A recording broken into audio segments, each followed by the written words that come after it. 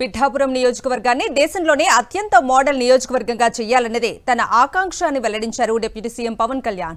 కాకినాడ జిల్లా గొల్లప్రోలులో జరిగిన ఎన్టీఆర్ పింఛన్ల భరోసా కార్యక్రమంలో పాల్గొన్న పవన్ దివ్యాంగులకు పింఛన్ డబ్బులు అందజేశారు. రాష్ట్రంలో ప్రతి గ్రామానికి రక్షిత మంచినీరు అందించడమే లక్ష్యమన్నారు. 2 తరాల కోసం పనిచేస్తానని తెలిపారు. హంగులకి ఆర్భాటాలకి కాకుండా నేను ఈ రోజున పంచాయతీరాజ్ వ్యవస్థ నేను నడిపే వ్యక్తిగా చెప్తున్నాను మీకు.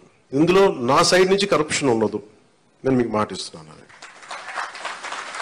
పర్యావరణ శాఖ సంబంధించి దాన్ని బలోపేతం చేస్తాం.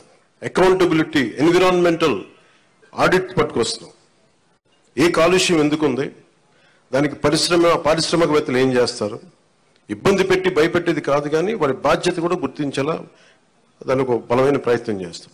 అలాగే పంచాయతీరాజ్ శాఖలు చూస్తే జల్ జీవన్ మిషన్, ప్రతి ఇంటికి రక్షిత మంచినీరు. పిఠాపురం నీటి సమస్య తీర్చాలి, ముందు కనీస రక్షిత మంచినీరు ఇవ్వగలగాలి. అట్లీస్ట్ ఒక ఎమ్మెల్యేగా కనీస బాధ్యత. ఉపాధి అవకాశాలు తీసుకురావాలి. అలాగే ఎన్ని పెన్షన్స్ ఉన్నాయో సరైన అర్హులందరూ, మిస్ అయిన అర్హులు ఎవరైతే ఉన్నారో వాళ్ళందరినీ ముందుకు తీసుకొచ్చి గుర్తించి వాళ్ళకి ఇచ్చేలాగా నా మొదటి ప్రయత్నం.